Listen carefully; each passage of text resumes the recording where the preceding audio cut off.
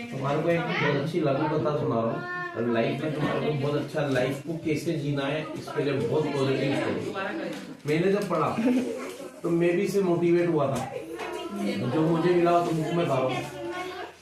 भगवान कृष्ण ने गीता में क्या बोल रहा कि कर्म किए जा, है ना, और कर्म करेगा तो तुझे जीवन में सुख मिलेगा, है ना। एक बहुत अच्छी स्टोरी सुनाता हूँ। तुम तिनका समझते हो ना, तिनका, एक नदी में तिनका बह रहा था। उसको ये विश्वास है कि मैं कर्म करूंगा तो मुझे फल मिलेगा, ऐसा होता भी है।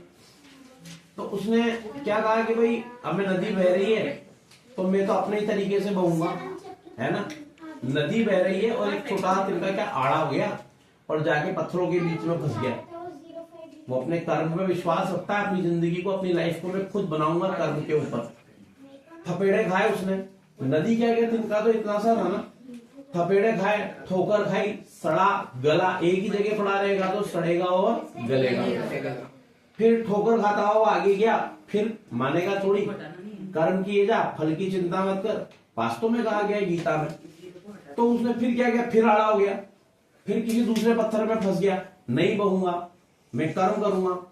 तो नदी की धारा इतनी तेज है कि उस तिनके का बस चल नहीं सकता। फिर ठोकर खाई, फिर सड़ा, फिर गला, ठोकर खाई उसने, फिर बहता बहता अंत में जाकर के वो नदी के साथ कहां पर गिरा, लड़के, महासागर में गिरा।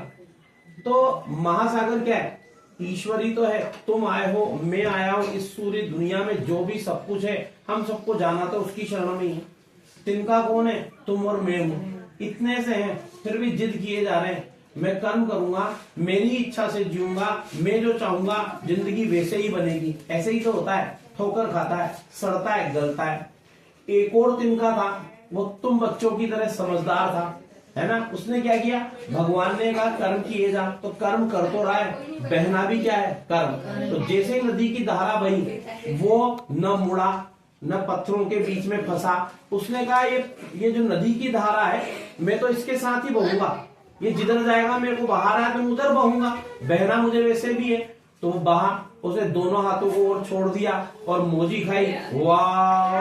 फिर थोड़ा आगे गया, बह रहा है, फिर नदी का प्रभाव बढ़ा, उसने कहा तो और बढ़िया है, क्या मोजी मिल रही है, ऊपर नीचे आनंद ही आनंद। तो वो फिर मोजी खाता हुआ आगे बढ़ा, न कहीं अटका, न कोई उसने जिद की, उसने सिर्फ एक तथ्य को स्वीकार किया, बहना मेरा कर्म है और प्रभु की जो इच्छा है, ईश्वर की जो इच्छा है, वो नदी की धारा है, उससे तुम कभी जीत नहीं सकते।